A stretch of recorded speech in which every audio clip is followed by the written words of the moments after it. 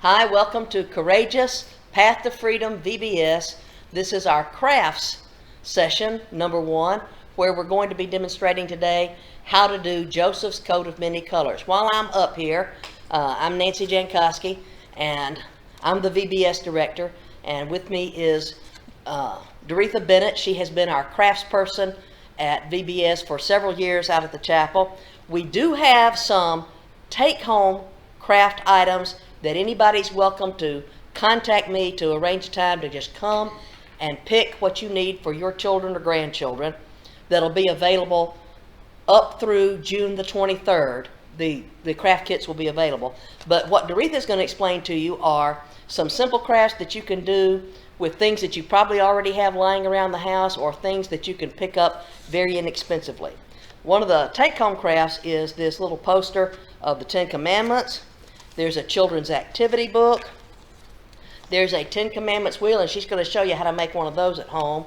And then for families who would like to teach communion to the children at home, because teaching communion is going to be part of our adult section on this VBS, we have Passover plates and communion kit supplies that we're going to give to whoever wants to come and get them. So with that being said, I'm now going to step out of the way and let Doretha explain our first craft, which is Joseph's coat of many colors. Okay, for the craft for Joseph, the many colors, you will need a paper bag. You will need scissors. You will need a pencil. You will need a stick glue and construction paper. And you can use a ruler if you want to make it straight, and you will need markers. Okay, first of all, we will get the brown paper bag, and you can draw the face, you can draw the eyes and the mouth. You can make little lines for the hair. Okay, and then you will get your construction paper and you will cut it in strips. And then I have some strips over here for you. And what you would do was you'll get the glue and you'll place it on the paper bag and you will place your strip. And if you choose to, you can actually open up the paper bag, just the top part of it, and you can cut it so it'll actually look a little bit like the coat. And you can place the strips of the colors in there any which way you want to.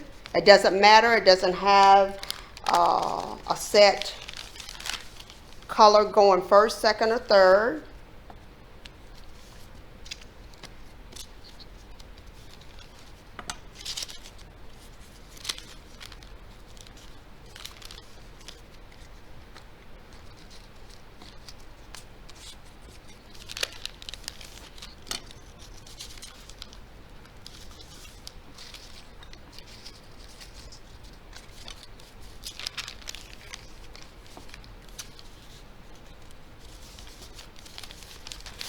And then with the last one in the middle, you can draw little buttons if you want to.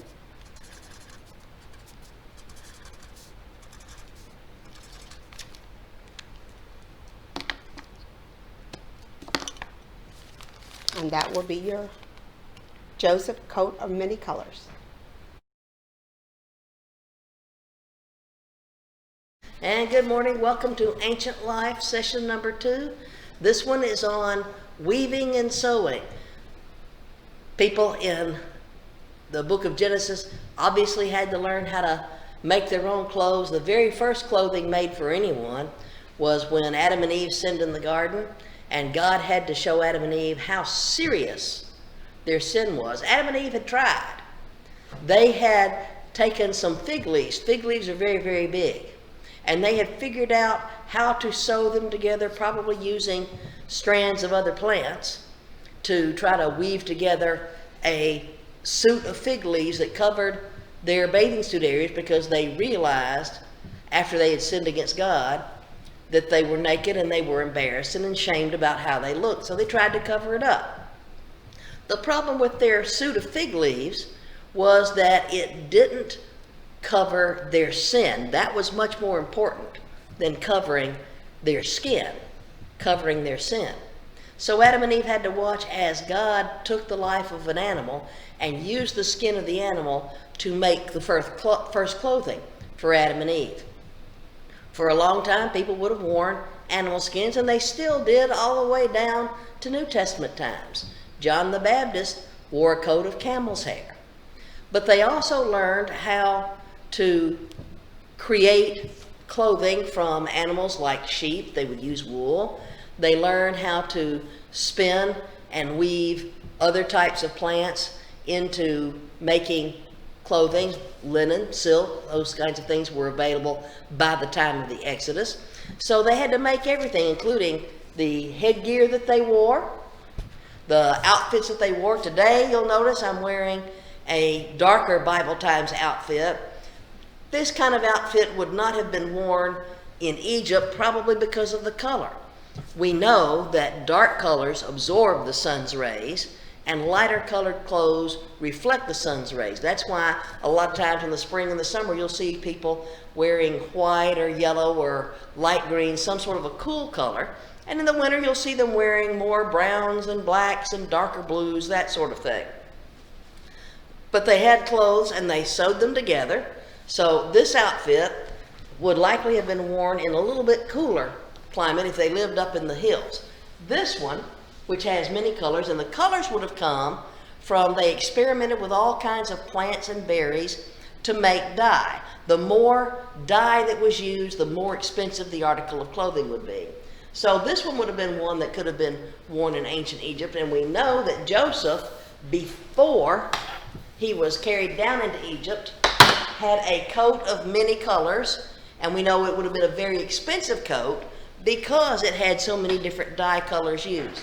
In our hieroglyphs on the back here, this one's all done in kind of a sepia tone, kind of a brown tone.